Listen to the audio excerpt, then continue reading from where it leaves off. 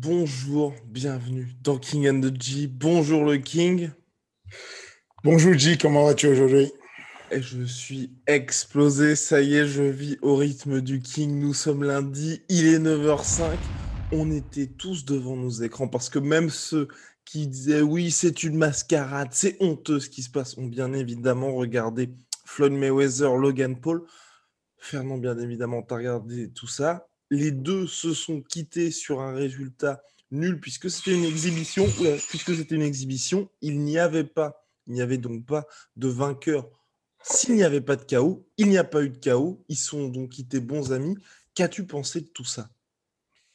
Euh, non, moi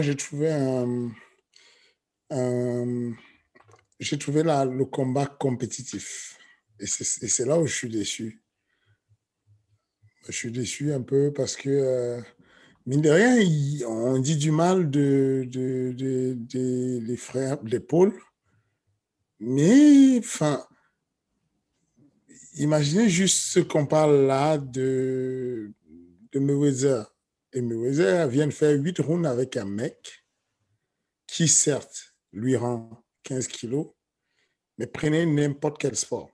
Alexander Karlin, le Tsar russe, le mec, il a fait 4 fois les Jeux Olympiques, 3 fois les Jeux Olympiques. C'est un Deux tueur. défaites en carrière seulement. Voilà, 2 défaites en carrière. Vous lui mettez un jeune qui fait 20 kilos de plus et qui a commencé le sport il y a 2 ans et qui est un YouTuber et qui a une défaite en boxe, en lutte. Il va le tuer, il va le découper. Enfin, il lui fait un tombé en 1 minute. Vous prenez un judoka, vous prenez, je sais pas moi, Teddy Riner, et vous prenez un mec qui se débrouille bien, un poids lourd, gentil, qui se débrouille bien. Euh, Mettez un kimono à Cyril Gann et vous le mettez face à Teddy Riner. Qu'est-ce qui va se passer sur un terrain de judo? Il va voler, quoi. Enfin, il n'y a pas de. Même David Douillet qui est vieux, il va le planter sur la tête. Enfin, il y a quelque chose qui va se passer. Bah, c'est un peu ce à quoi on s'attendait, honnêtement. Moi, je me dis, il y aura une masterclass. Et c'est d'ailleurs ce que j'ai dit sur Twitter, ce que euh, j'ai trouvé qu'il n'y avait pas de la part de ceux qui étaient comme moi. Moi, j'étais pour Mayweather pour la qualité de la boxe, pour que la boxe gagne. Mais à un moment donné, il faut être quand même réaliste, il faut être sérieux. Au bout d'un moment, quand je vois les gens apprécier en disant ah oui, non, il n'a plus rien, il est mort, Logan. Mais heureusement qu'il est mort. Il est en train de s'attaquer à un monument qui a 50 combats, 50 victoires, qui a battu tous les grands noms qui existent. Et ce mec-là va faire 8 rounds avec un autre mec qui a qui n'a pas de technique du tout, qui n'a pas. Non, c'était. Donc, du coup, ce n'est pas décevant parce que techniquement, tout le combat était décevant. Moi, j'ai trouvé qu'il y avait des gestes beaux de la part de Mayweather. Moi, j'ai trouvé qu'il y avait des gestes beaux de la part de Logan. Mais grosso modo, je pense que Mayweather gagne de l'argent, environ 50 millions par an. Je pense que au final, en plus des 200 000 qu'il va gagner Logan, mais il gagne probablement 20 millions, mais je pense que la boxe perd. Là, pour une fois, dans des matchs d'exhibition, je pense que la boxe a perdu. Parce que euh, je vous dis n'importe quoi, si Suarez, je vous mets un mec qui vient d'arriver et qui apprend la boxe pendant 1 an. Bon, vous dites, OK, c'est un combat d'exhibition, mais 1 an, on sait déjà que celui qui est en face, qui est un vétéran, qui va le prendre, qui est un combattant, bon, il y a de fortes chances qu'il le domine et qu'il. Voilà quoi. Enfin, que si je prends Georges Saint-Pierre, c'est que Mayweather, c'est le Georges Saint-Pierre de la boxe. Mhm. Si je prends Georges Saint-Pierre et je lui mets un jeune qui a 20 kilos de plus que lui, vous pensez vraiment que le jeune passe un round avec Georges Saint-Pierre après avoir pris la boxe quelques années et qui a perdu le premier combat de sa vie? Enfin, c'est de ça que je vous parle. Et c'est sur ça que moi, je suis un peu déçu finalement. Il y a 2 manières de voir les choses. Soit on apprécie Logan et on dit, OK, mine de rien, Logan s'entraîne et il a tenu la dragée haute à l'un des côtes du monde. Malgré la différence de taille, il faut de la technique pour pouvoir tenir un mec comme ça. C'est pas n'importe qui. On a vu des petits vieux qui avaient un adversaire avec le double de leur poids, mais qui les mettait à genoux dans les clubs et tout, parce que le mec ne savait pas comment se tenir. Donc, où on avoue que Logan, c'est un bon et qui s'entraîne correctement et qui prend soin de lui et qu'il arrive affûté à mort, et donc, du coup, il y a match, où on avoue que Mayweather n'est pas ce qu'on pense, quoi. Enfin, N'est plus ce ce qu'on qu'on pense. pense. Oui. OK. Donc voilà un peu ma lecture de jeu sur le truc. C'est pas juste de dire oh, le combat n'était pas beau ou quoi que ce soit. Non. Enfin, le mec a fait son job. C'est ça. Le Common Event, est-ce que tu as regardé le Common Event? Exactement, Gérald. Le Common Event, bon, Badou Jack contre quelqu'un qui avait été précipité en short notice pour l'affronter. Ouais. N'importe. Arrêtons avec ces histoires de short notice. Enfin, on est sur des compétitions de professionnels, ça arrive tous les jours. Le nombre de personnes qui sont devenues champions de l'UFC en short notice de moins de 2 semaines, il y en a 3. Donc, arrêtons avec ces histoires de short notice. Le combat juste avant celui de Mayweather, il n'y avait pas plus pété. Ça veut dire que le mec en face, celui qui était prévenu en moins de 2 semaines dont tu parles, il a moins boxé que Logan. Oui, complètement. Il a vraiment très mal boxé. Il n'a même pas du tout boxé et il s'est fait coucher par un mec qui avait à peu près son niveau. Bon, tu vois le delta entre Logan et Mayweather et tu vois qu'il ne s'est fait pas coucher et que Logan s'en sort à la fin en faisant des esquives et des jabs. Mais c'est une humiliation pour la boxe, moi, je trouve. C'est ça. Après, pour le co-main event, c'est peut-être un pavé dans la mare là, que je vais lâcher, mais celui qui était présent contre Badou Jack, à mon sens, était là pour perdre. Tu vois, il n'y avait pas du tout de volonté que ce mec-là puisse battre Badou Jack. Badou Jack qui est géré par Mayweather Promotions aussi et qui devait affronter Jean-Pascal. Tu vois, il n'y avait pas, à mon avis. Mais attends. Il y a ce que je suis en train de dire, il y a 2 choses. Est-ce qu'il avait la volonté? Est-ce qu'il n'avait pas la volonté de gagner et il s'est dit, bon, c'est difficile, je ne me suis pas préparé, je prends mon chèque? Ou est-ce que tu insinues qu'on lui aurait demandé de perdre? J'insinue que les deux. J'insinue les deux, tu vois. Il y a même son coach. Je sais. Tu veux déclencher la guerre mondiale, t'es dangereux. Non, à ce point-là, les paris sportifs sont ouverts sur la boxe. Tu ne peux pas dire ça. Ça veut dire que légalement, tu nous dis qu'on triche en boxe et qu'on est capable de... Non, je ne pense pas. Je pense juste que le mec était débordé, quoi. Enfin, je pense qu'il n'a pas fait exprès, il était débordé. Non, mais sans faire exprès, mais tu sais, c'est comme quand Canelo avait affronté Avni Yildirim juste avant d'affronter Billy Joe Saunders. Yildirim qui restait sur une défaite, n'avait plus boxé depuis 2 ans, challenger obligatoire WBC. Je dis pas qu'il est là pour perdre, mais tout le monde sait que le gars va tenir 4 rounds, tu vois. OK, du coup, oui, mais il pourrait. Ce que je veux dire, c'est que s'il s'était retourné, il fait je sais pas, un coup magique à Badou Jack et il gagne le combat. Est-ce que c'est possible ou bien ça veut dire qu'il aurait rompu son contrat? Il aurait eu un problème avec la team Mayweather? C'est la question que je me pose ici clairement. Est-ce que tu insinues que le gars ne pouvait pas gagner parce qu'on lui a demandé de ne pas gagner, ou est-ce que tu dis simplement, bon, on lui a choisi un mec qui n'avait pas le niveau? Ça me gêne pas. Il y a un contrat, on te oui, deuxième option, moi. Oui, tu sais que tu es fatigué, voilà. Tu sais que tu es fatigué, tu sais que machin, mais tu te dis, il y a l'oseille. Et tu as signé le contrat, tu es d'accord, il n'y a pas de problème.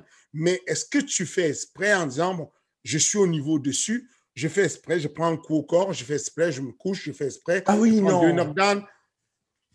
Non. Oui, non, quand même. Tu me rassures, j'aurais eu très peur pour la boxe. Bien, donc avançons. Donc, il y avait donc cet événement. Ils ont quand même réussi, Fernand, à casser Showtime. Donc Showtime qui était le diffuseur, un des plus gros diffuseurs aux États-Unis, qui diffuse tous les événements pay-per-view de Mayweather. Ils ont réussi à casser la plateforme Showtime tellement il y avait de personnes qui ont essayé d'acheter le combat. Donc soyez rassurés pour Mayweather, ça va aller très bien. Il va sûrement peut-être reprendre sa place de numéro 1 qu'il avait laissé à Conor McGregor au classement Forbes. Il y avait aussi, donc là on revient au sport un petit peu plus sérieux, dans la nuit de samedi à dimanche, l'UFC. Donc sur la carte de Augusto Sakai contre Jairzinho Rozenstruik, le combat de Manon Fiorot. Mais on va commencer par le main event.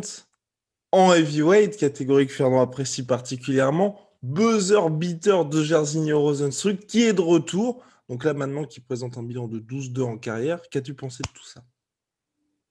Bon, c'est à peu près. J'étais content parce que c'est pas souvent que je réussis mes paris, mais là, c'est une soirée qui m'a bien souri. J'ai parié sur Manon, c'était bon. J'ai parié sur le Common Event, c'était bon. J'ai parié sur le. Enfin, j'ai parié. J'ai pronostiqué le main event, et c'était bon. Et effectivement, je m'attendais à ce que Rosenstruik fasse. Et encore, il était moins agressif que ce que je pensais. Je me disais qu'avec ce qu'il avait fourni face à Cyril, il allait revenir avec un esprit très revanché et très agressif. Il a été assez patient, mais assez agressif pour pouvoir quand même aller chercher le combat alors qu'il y a 10 secondes qui sonnent, quoi. Il y a le clap de 10 secondes et là, son coach lui dit, reste plus que 10 secondes et il va quand même mettre une accélération qui lui permet d'avoir le chaos sur la dernière seconde. Ça me reconforte dans l'idée que Cyril a fait un très bon combat. Faut pas faire le fou avec faut pas faire le fou avec Jairzinho. Tu fais le fou, tu te ramasses, tu vois. Ça me fait plaisir de savoir que les deux personnes qui ont déjà battu Jairzinho dans leur vie ont été formées en France. Ça veut dire que le MMA français avance. C'est une bonne chose. Et puis ça me fait plaisir de savoir. Non, c'était un beau combat. Augusto Sakai a fait ce qu'il fallait faire. Mais encore une fois de plus, non, c'est une belle agressivité un peu. Ça m'a rappelé le combat de Chandler contre Dan Hooker, où il y a un petit, un agressif un peu qui est moins grand, moins technique, mais qui va aller chercher un mot de latéralisation. C'est qu'il y a le grand qui est en train de fuir et puis je balance un large crochet de loin qui va le toucher au visage et puis je finis après. Et ce qui est impressionnant, encore une fois de plus, c'est la dangerosité des frappes de Jairzinho. J'ai jamais vu quelqu'un frapper aussi doucement et faire autant de dégâts. La même frappe qui avait ouvert en deux la lèvre de Vaim, une toute petite frappe sur Sakai, et on a vu, aussitôt qu'il s'est levé, il avait la tête ouverte, quoi. Enfin, c'est impressionnant. Mais voilà, c'est Jairzinho is back, quoi. Je pense que, comme il a dit, il a fait un bon call-out, il a dit, je veux des gens au-dessus de moi, je veux des gens placés. Il n'y en a pas 15 000, hein. Je pense qu'il veut remonter la pente et qu'il est dans un couloir où on lui dit, écoute, aujourd'hui, tu n'es pas éligible à la ceinture parce que tu as perdu contre le champion, parce que tu as perdu contre un contender. Mais je pense que ce qu'il est en train de faire, c'est de remonter la pente. Il a compris qu'il faut qu'il casse des bouches rapidement pour que ça bouge un peu dans le top 3 et qu'il se retrouve bien classé. C'est bien ça. Et justement, toi, quand tu regardes les événements et qu'il y avait Tanner Bowser contre Tia Latfi, là, il y avait Jairzinho aussi. Quelle est ton approche quand tu regardes ceux qui ont déjà affronté tes athlètes? Est-ce que tu es en mode, il faut absolument qu'ils gagnent parce que nous, ça va augmenter notre cote? Enfin, comment est-ce que tu gères un petit peu ça? Je regarde ça pour, bien entendu, quand il gagne, ça fait du bien, mais cependant, je regarde ça honnêtement pour situer où on en est en réalité. C'est bien de regarder, enfin, nul n'est à l'abri de rien. De la même manière, donc, quand on était classé 15e, on a affronté les 7e. On n'est pas à l'abri que du jour au lendemain, on nous foute Ilie Latifi dans les pattes pour X ou Y raison. Donc, c'est bien de regarder Ilie Latifi et de comprendre comment il fonctionne. On n'est pas à l'abri je regarde toutes les catégories où j'ai des personnes qui avancent comme Alan Bodo, comme Nassoudine Imavov. J'ai besoin de regarder dans ces catégories comment ça se situe, tu vois. Enfin, même ceux qui ne sont pas encore très avancés, je sais que j'ai Nasruddin qui va combattre sur les 93 kilos contender série, mais déjà, je m'intéresse à la catégorie un peu plus en profondeur. Donc, je regarde pour comprendre le fait de savoir que la manière de combattre comment il s'appelle, du Canadien qui a affronté Tanner Bowser. Tanner Bowser, c'est efficace, mais encore faut-il qu'il maintienne son rythme. Il a bien commencé, il a ralenti sur sa manière de combattre et donc du coup, il a été rattrapé au point par la lutte de Ilie Latifi, qui n'est pas simple comme lutte, mais Ilie Latifi très lent. Certes puissant, mais d'une lenteur, voilà. Il aurait fallu que Tanner Bowser continue à se déplacer. Il est moins déplacé que le déplacement qu'il a fourni vis-à-vis de Cyril, par exemple, et vis-à-vis de d'autres adversaires.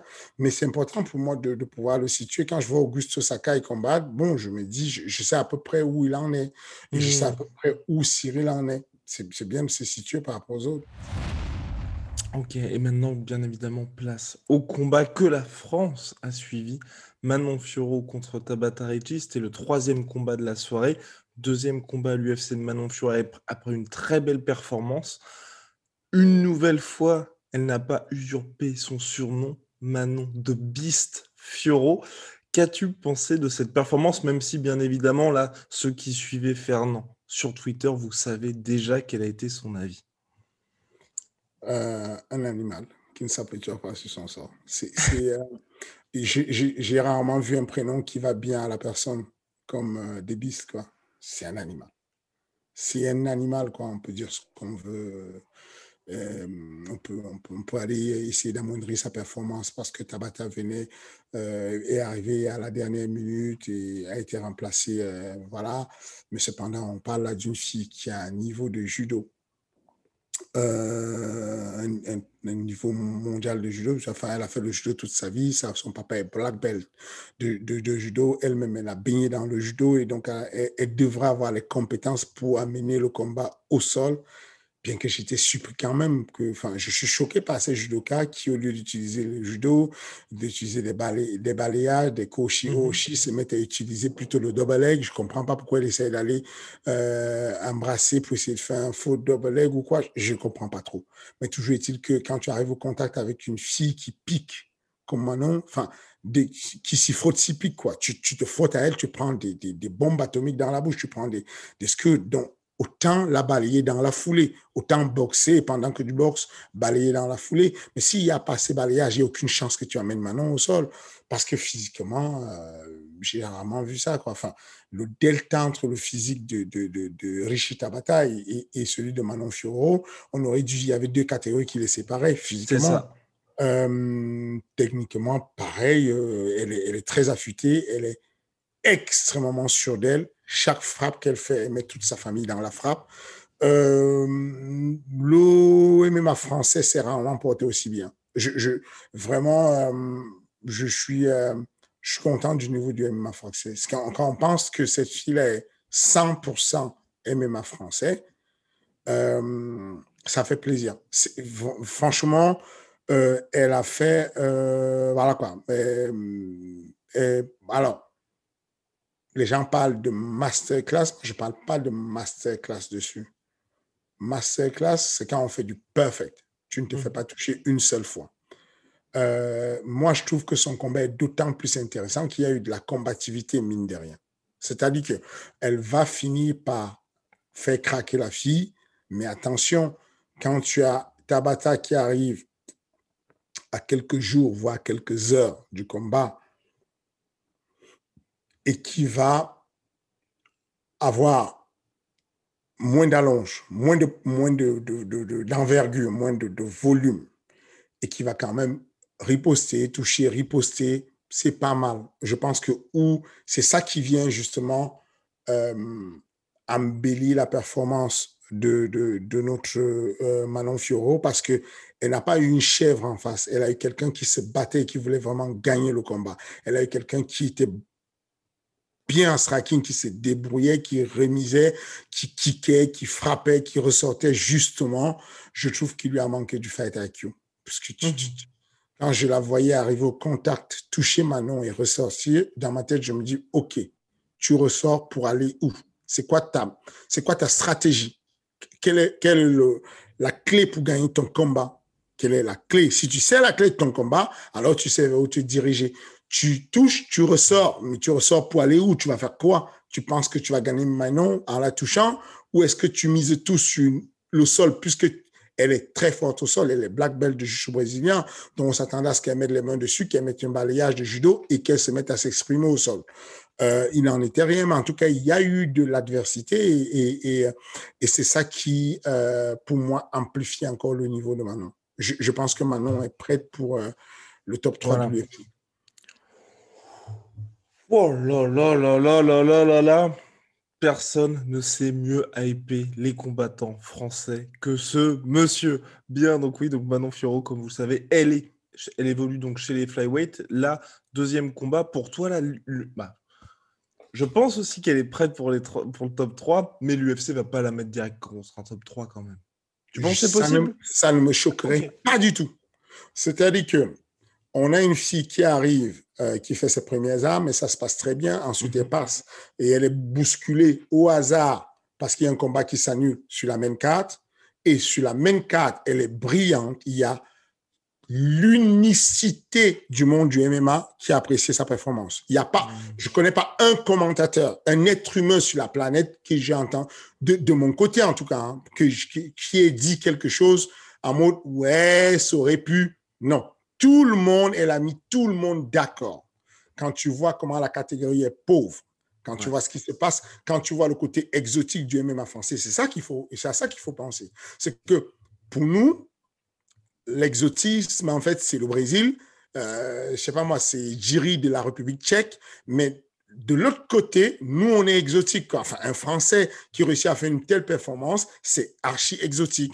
Donc, du coup, pour moi, ça ne m'étonnerait pas que sur les prochaines cartes, qu'on la voit en common event d'un Fight of the Night. Ça ne m'étonnerait pas du tout. Je suis persuadé que là, elle a tellement level up qu'on ne peut pas aller en dessous. On peut pas la ramener en dessous. Là, ce qu'elle a montré, on est obligé de lui mettre de la grosse concurrence en face pour usufruire de son niveau, quoi, de la qualité. Tu vois, enfin, c'est du vrai tennis, quoi. Tu as vu le match de tennis jusqu'à ce qu'il y a chaque frappe et tout.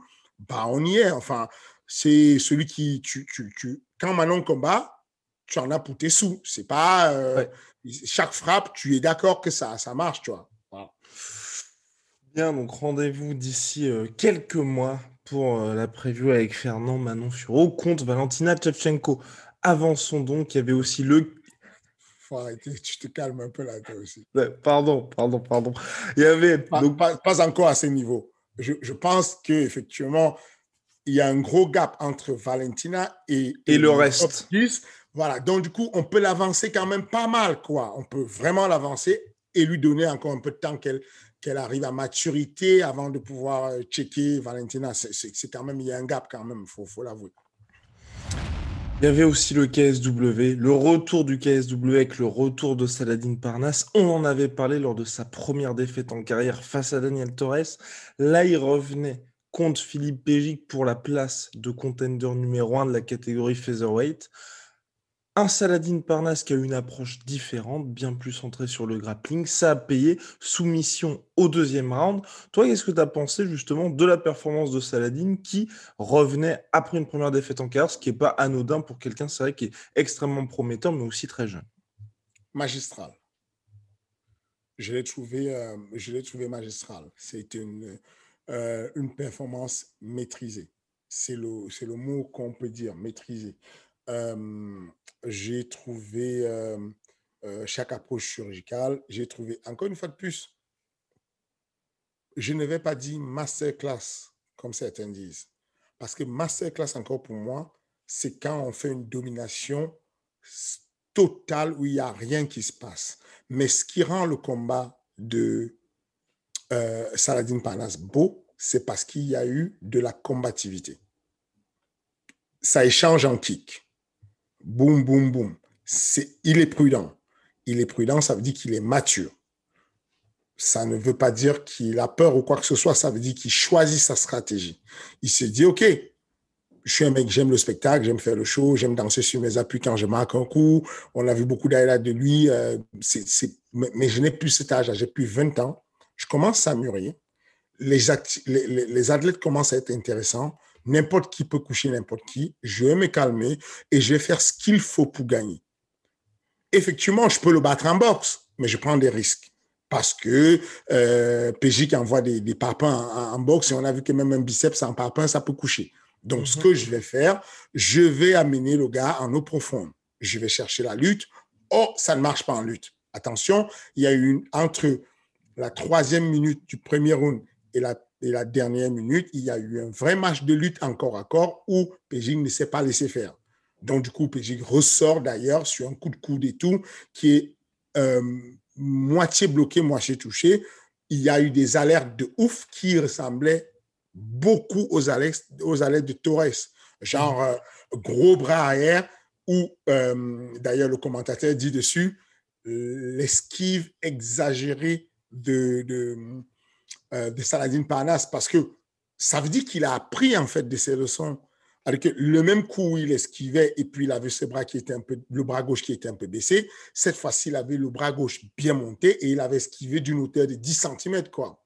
Et ensuite le gars renvoie le même coup et il profite pour faire le clinch, l'amener sur le contact, et puis éventuellement c'est le gars qui décide, qui initie la projection, qui est la projection face à le deuxième round. Il utilise une grosse projection qui déséquilibre un peu Saladin. D'ailleurs, le PJ qui réussit à lui mettre un body lock, un vrai contrôle de body lock. Okay? Sur ça, même en lutte, le gars était compétitif. Ce qui est surprenant, hein, parce qu'attention, je crois que le gars, je ne me rappelle plus bien, mais je crois qu'il fait... il n'est pas si bien classé. Je crois qu'il est 152 sur le Fan Matrix, quoi. Alors que Saladin Parnasse, c'est 50e ou 51e sur le palmarès, sur le Fan Matrix. Donc voilà, c'est pas un mec archi bien classé. C'est un mec qui a eu des défaites, des victoires, mais il a envoyé des vraies alertes. Et à ça, Saladin Parnasse a su réagir, a su adapter son game. Ensuite, le finish, frère, c'est un film. Le finish, prise de dos dans la foulée. Il faut avoir le sang-froid quand tu es aussi jeune pour pouvoir, dans la foulée, placer tes genoux, tes deux tibias sous les paupières des deux genoux, tirer le gars et prendre le dos dans la foulée, l'étrangler dans la foulée, quoi. C'est juste magistral. Et la fin, le finish est magistral. Maintenant, j'ai fait confiance à l'équipe de Hatch Academy pour aller checker et faire de ce qu'on appelle les révisions techniques. Ce que je vais dire par là, c'est que je pense qu'ils sont assez professionnels, mais une défaite, notamment par KO, n'est jamais anodine. Et donc, il y a deux possibilités. Parnasse a pu bien étudier son game plan et aller choisir d'être modéré sur les attaques, de ne pas faire le fou et de l'amener au sol. Ou alors,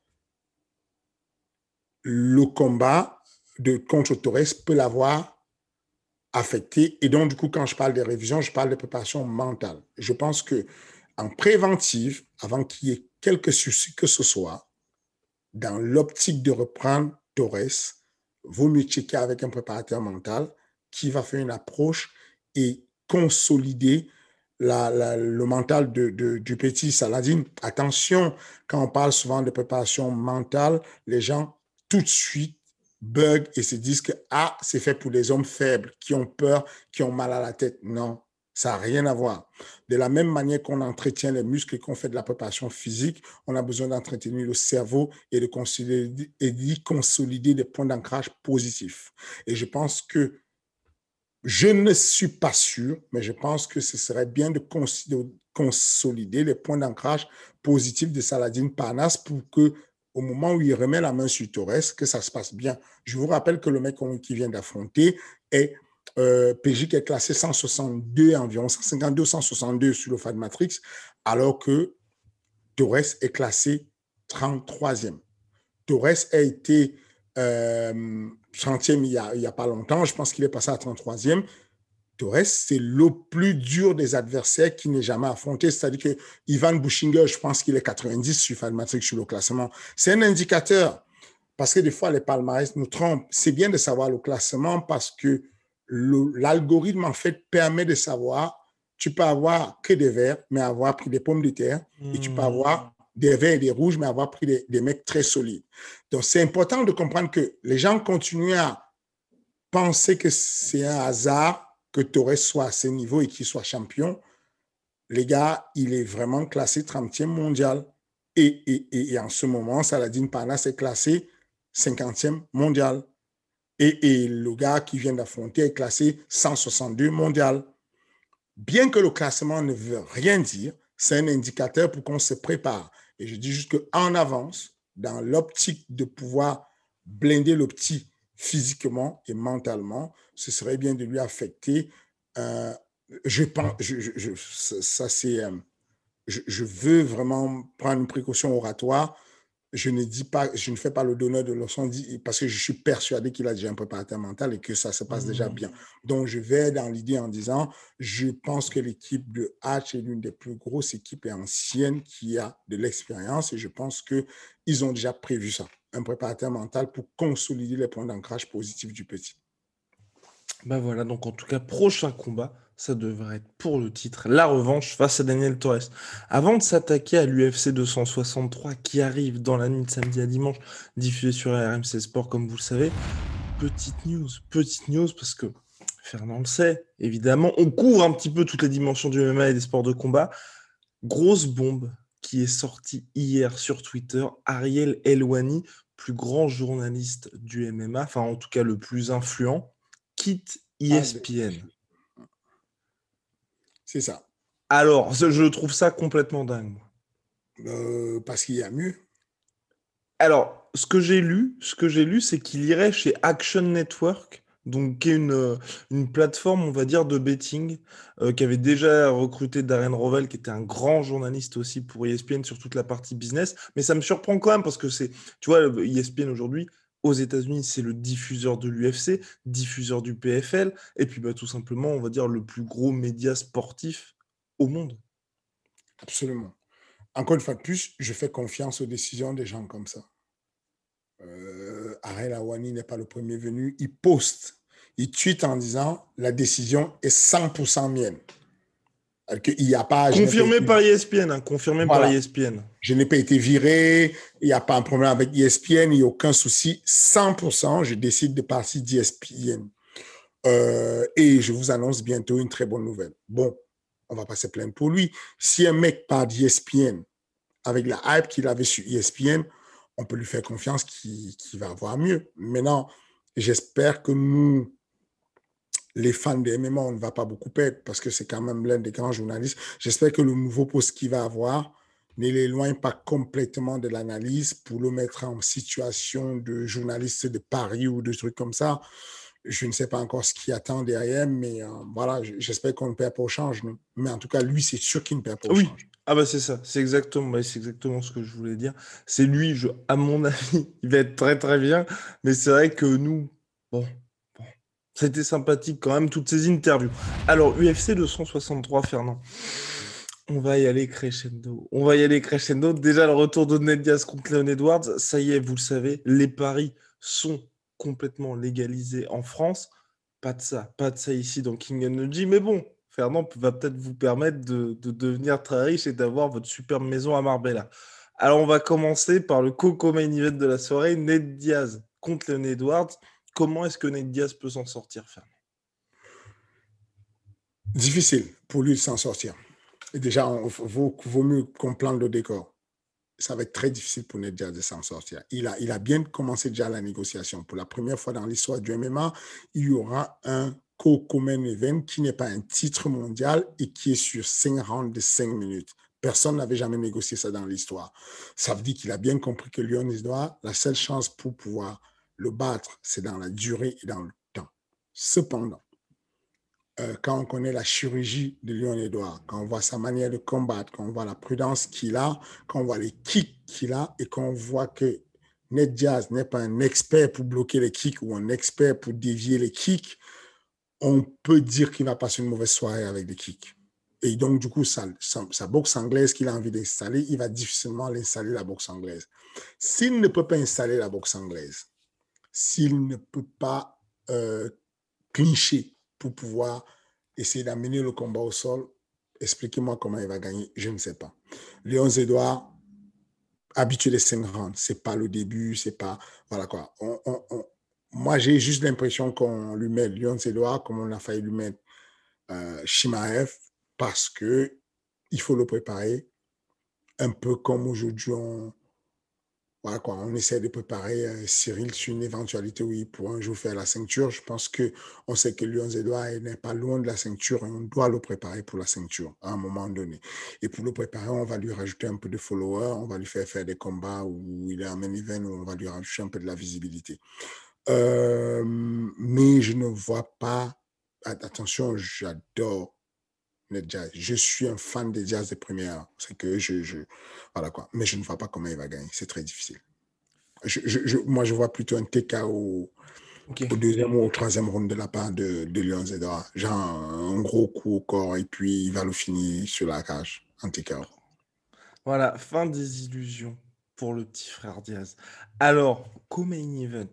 L'année dernière, donc c'était l'UFC 256, Cyril était présent sur la carte, n'était pas main event, c'était le main event. Davison Figueiredo contre Brandon Moreno pour le titre flyweight. Les deux s'étaient quittés sur un résultat nul, mais il n'y avait que le résultat qui était nul parce que c'était l'un des combats de l'année tout simplement. Là, ils se retrouvent. C'est pas le combat qui va être le plus suivi de l'année ou dont les gens parlent le plus, mais attention, je dis que c'est immanquable.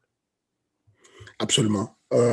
Si vous suivez King NDG, vous savez que Moreno est pour moi le futur du MMA. Je l'ai déjà déclaré. Cependant, je pense que c'est un peu tôt qu'il soit le futur pendant le règne de Figueiredo. Je pense que le futur va arriver quand Figueiredo aura un peu battu. Pour le moment, c'est un peu tendu. Figueiredo a fait une performance incroyable contre Moreno, alors que quelques jours avant, il était hospitalisé pour une intoxication alimentaire. On peut dire, avec un petit risque de se tromper, certes, mais on peut dire que Figueiredo préparait différemment dans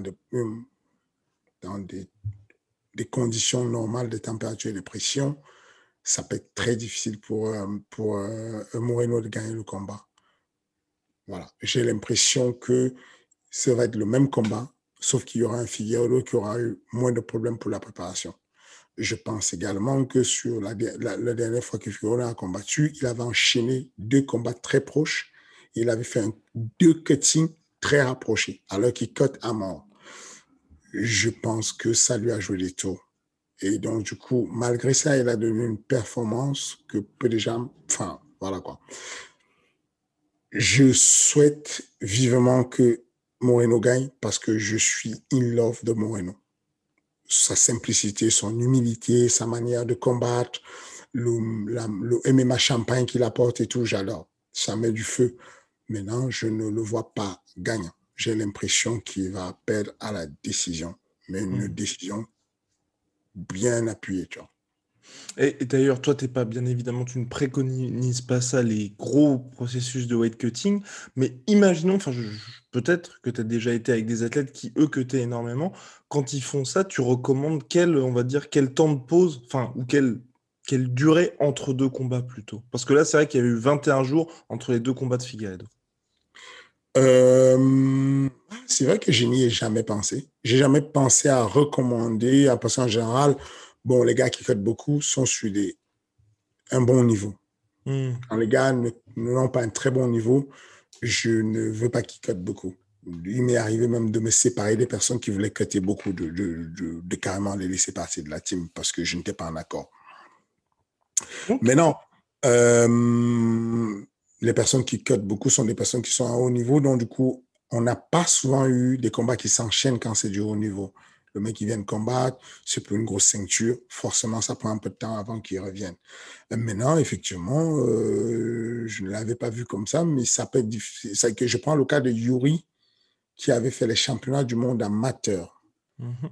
de MMA, Ouais. et où en fait, il cote beaucoup, Yuri, mais en plus, au championnat du monde amateur, il faut faire le poids tous les jours pendant le championnat. C'est que si le truc du 5 jours, vous faites le poids tous les 5 jours, mais sauf que on vous donne une petite tolérance. Je crois que c'est plus 700 grammes ou plus 500 grammes tous les jours que vous pouvez faire, mais vous ne pouvez pas faire un rebond de malade de 5 kilos, de 8 kilos. Bon, voilà.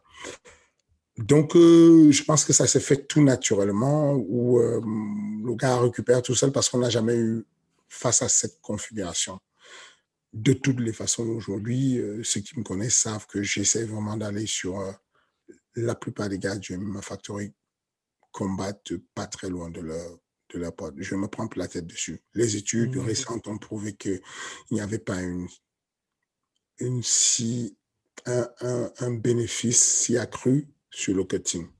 Tout au contraire, on a tendance à croire sur certains cas que des personnes comme moi, par exemple, très concrètement, Nassourdine Imavov, il est beaucoup plus performant à 84 kg qu'à 77 kg. Une certitude. Alan Bodo, je le trouve beaucoup plus performant. Son préparateur physique est choqué.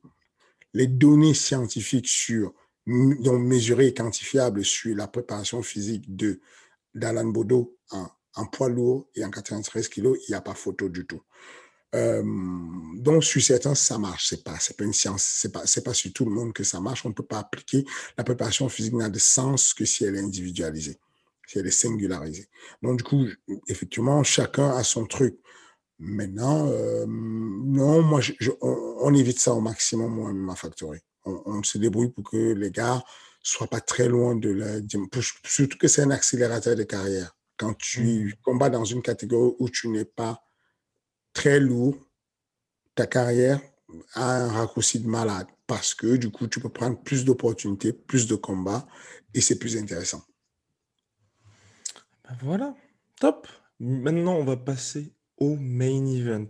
D'un côté, Israël Adesanya, bien évidemment, qui représente à sa façon l'école Fernand Lopez et la fameuse, on va dire, philosophie des déplacements. Israël Adesanya, City Kickboxing. De l'autre côté, Marvin Vettori, l'Italien, qui là va tenter 3 ans après le premier combat de prendre sa revanche, 3e du classement désormais, fort d'une récente victoire face à Kevin Holland. On est en 5 rounds cette fois pour le titre middleweight. Est-ce que ça peut se passer différemment par rapport au premier combat, sachant que le premier, jusqu'à la défaite d'Israël Adesanya face à Jan Blachowicz, c'était peut-être, sans doute, sûrement le combat le plus disputé de la carrière d'Israël Adesanya? Ça va se passer différemment. Très différemment. Oh, Israël Adesanya va finir le combat avant. Oui, mais vous êtes des malades. Vous êtes des malades. Vous êtes des fous furieux. Vous abusez, les gars. Vous êtes des fous. C'est quoi le background de Marvin Vettori? Il a lutté où? Il a lutté contre qui? Il a lutté où? Il a fait quoi? NCAA? Il a fait quoi? Il a lutté à quel championnat? Le championnat d'Italie de lutte? Il est né aux États-Unis, Marvin Vettori. Il est reparti en Italie, je pense qu'il avait déjà 13 ans. Il a fait quelques compétitions de boxe et tout. Enfin, c'est pas un lutteur, c'est un pousseur. C'est pas un grand lutteur, quoi. C'est pas le mec qui va te lutter et puis je comprends pas, en fait, qu'on puisse compter le gars et dire bon, Adesanya, il suffit de l'amener au sol, il ne supporte pas la lutte. On a quel recul pour dire ça? Le mec a perdu une seule fois contre un mec qui était beaucoup plus lourd que lui dans une catégorie différente. Sur un mec, voilà quoi. Enfin, mais on ne peut pas faire de ça une règle. On a peu de recul. Attendons de voir le gars perdre 2-3 fois avec des lutteurs. Et là, on va tirer la conclusion en disant, oui, effectivement, il perd souvent quand on l'amène au sol. Mais non. Combien de fois on l'a amené au sol, il s'est relevé? Combien de fois on l'a amené, il a fait la mise aux gens avec des gens qui étaient beaucoup meilleurs lutteurs que... Et puis les états de service, les gars, vous êtes des fous. Les états de service. Marvin Vettori a fait combien de fois le titre d'un titre de l'UFC dans sa vie? Combien de titres a fait Adesanya dans sa vie? Je crois qu'il a 4 là. OK. Marvin Vettori a eu 2 bonus à l'UFC. Les bonus à l'UFC, il les a eus contre des mecs, mais qui ne sont même plus à l'UFC. Je crois qu'il a eu contre un mec qui s'appelle Carl Robertson, qui n'est plus là à l'UFC. Et il a eu un autre bonus contre un autre mec, mais méconnu. Enfin, personne. Regardez les états de service d'Adesanya, les gars. Regardez ce qu'on vous dit sur Adesanya. Adesanya, il a eu 5 performances of the night. je ne vous dis pas Fight of the Night, je ne vous dis pas où il a fait son adversaire et lui ont fait un beau combat. Je vous dis la performance de la soirée, il en a eu 5. Il a eu contre Robert Whittaker, il a eu contre Paulo Costa, il a eu contre Derek Bronson, il a eu que des tueurs, Ouais. Et il a fait performance de la soirée. Ensuite, Fight of the Night, il a été élu par tous les journalistes. MMA Junkie, MMA Fighting, MMA Mania, MMA l'ont élu comme était en 2018 meilleure entrée chez les jeunes, chez les combattants. Il a été élu en 2019 combattant de l'année par tous les journalistes dont je viens de vous citer, y compris la sueur. Les gars, calmez-vous. C'est bien, il est gentil, Vettori. Mais quand tu regardes le premier combat, c'est plus par rapport à ça, tu vois. Le fait de regarder le premier combat, de voir l'évolution de carrière entre les deux, toi, qu'est-ce qui te fait dire que ça va être plus impressionnant encore? Parlez-moi de l'évolution de Vettori. Il a évolué dans quel domaine? Il a fait quoi de spécial? On parle de son combat contre Kevin Holland. Kevin Holland, on sait que c'est la pire défense de lui qui existe à l'UFC. Le mec, quand il tombe, il tire les gens dans la garde. Il se met à faire des trucs dans la garde. Non, vous ne pouvez pas comparer les deux, les gars. Vous avez vu Gastelum essayer de lutter à un moment donné. Enfin, non, il n'y a pas photo. Quelle est l'évolution? Le dernier combat de Marvin Vettori remonte à 2 mois. Il y a cela 2 mois, quand on lui a demandé à une interview quand est-ce que tu comptes te recombattre, il a dit qu'il espère revenir pour peut-être affronter Israël Adesanya en octobre. L'UFC le précipite, on est en juin. Il n'a même pas eu le temps de se développer, il a déjà un combat. Mais les gars, vous pensez qu'il a fait quoi de magique en lutte? Regardez juste les 2 carrières, comment elles évoluent. Si on considère que le nombre d'adversaires que tu affrontes te fait évoluer dans ta carrière, on peut dire sans risque de se tromper que quand tu as fait Fight of the Night face à Anderson Silva, Fight of the Night face à Gastelum, tu as évolué dans ta carrière, frère. Maintenant, on compare ça avec un mec qui, il a fait sérieux. Oh là là là là là. Donc, attention, je suis quelqu'un qui est très, très fan des Italiens. J'ai une très forte collaboration avec le MMA italien. Je suis très ami avec quasiment tous les Italiens. Mais encore une fois de plus, je pense qu'il a eu une très bonne opportunité. Il a fait un très beau combat ce jour-là. Il était là ce jour-là. Il était dans son état de flow ce jour-là.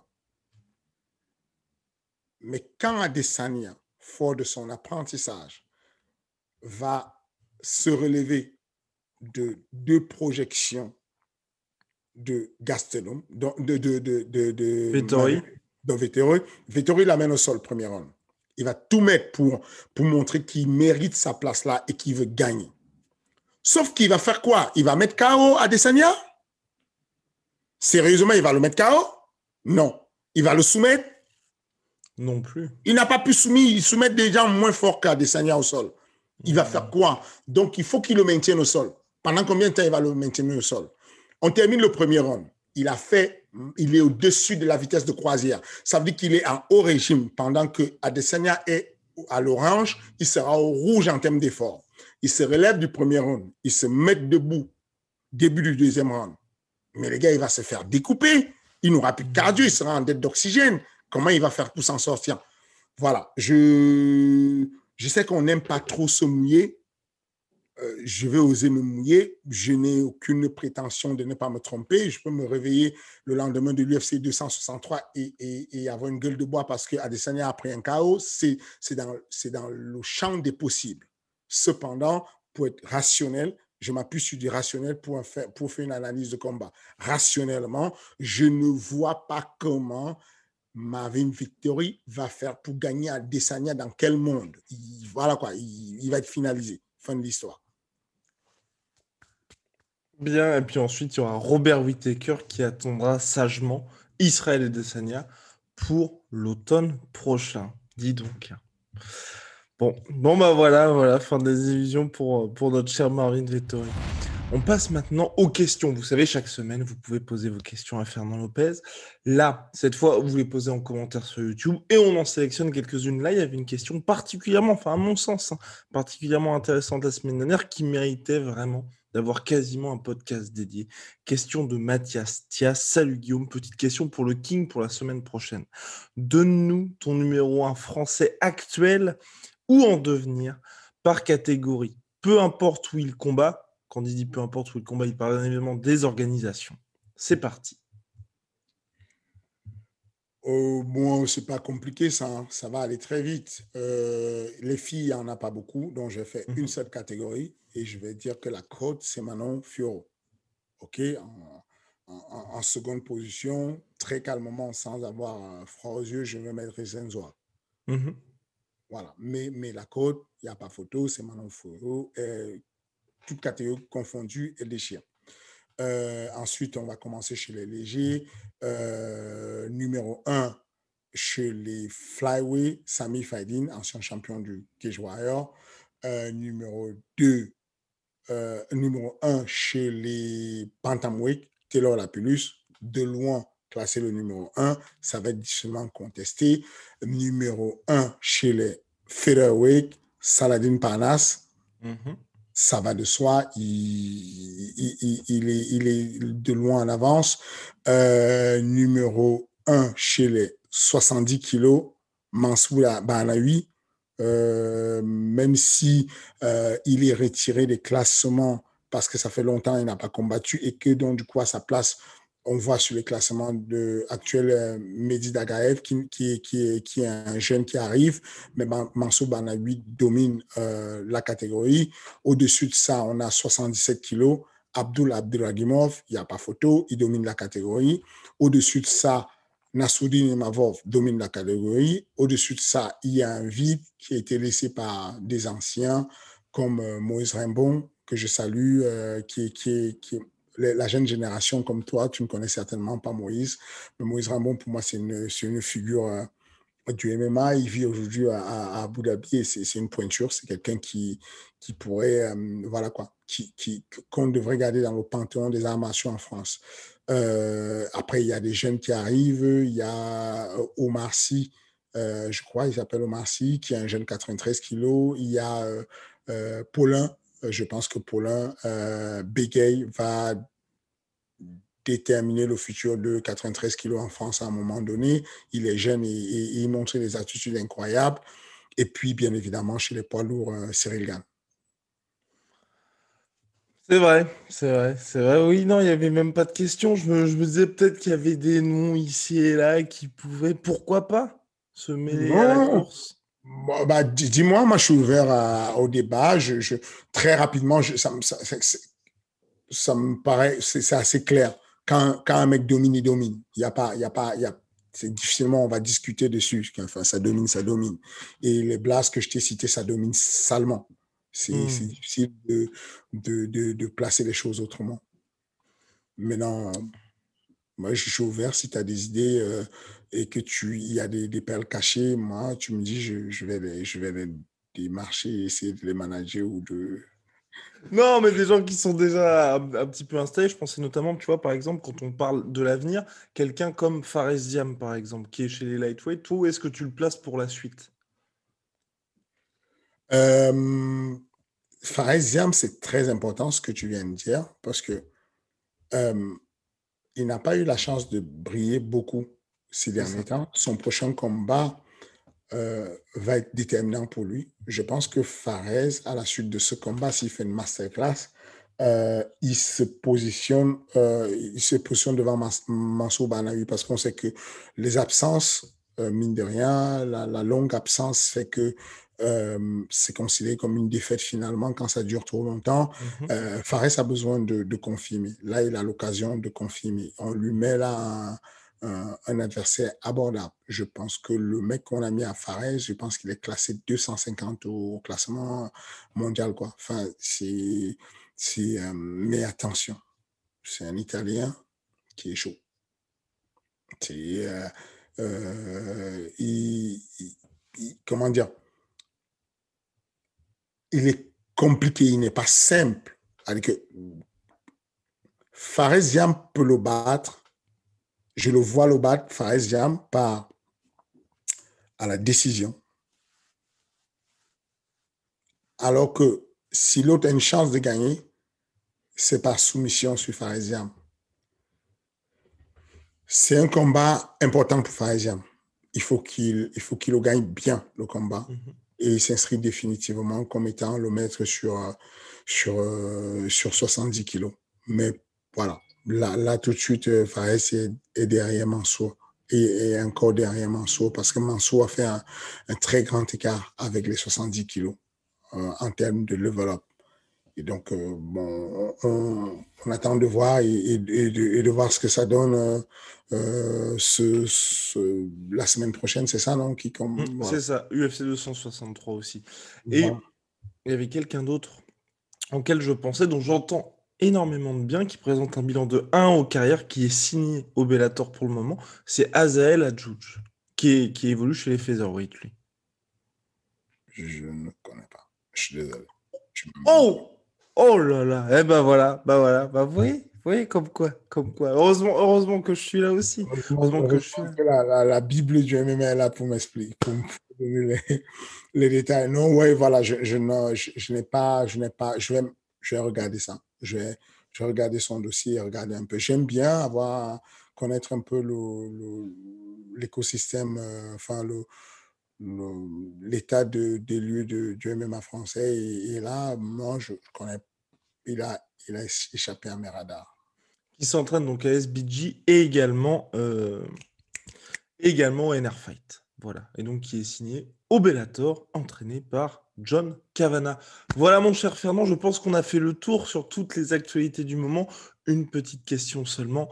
Vous le savez, c'est un petit peu la récompense pour tous les plus courageux. C'est le traditionnel point réclame. Le point réclame, d'ailleurs, on a eu quelques commentaires. Là, les gens trouvent qu'il y a un petit peu moins d'entrain. Mais bon. Bon, les gars, les statistiques disent que moins de 50% de ceux qui regardent les vidéos ne sont pas abonnés. C'est pas bien, ça, pour le business. Faisons un effort. Abonnons-nous tout de suite. Réglons cette histoire tout de suite. Et comme ça, du coup, on se sent participer à l'évolution du MMA. Parce que les médias nous aident à faire évoluer le MMA et nous, on doit aider les médias à continuer à faire leur job. Donc, les gars, ne restez pas dans les statistiques, ne restez pas dans le groupe des 50% qui n'ont pas encore cliqué sur la cloche et qui n'ont pas encore mis un like ou fait un commentaire. Let's go. Alors là, j'étais bon ou pas? Ah là, c'était parfait. Allez, à la semaine prochaine. Salut à tous.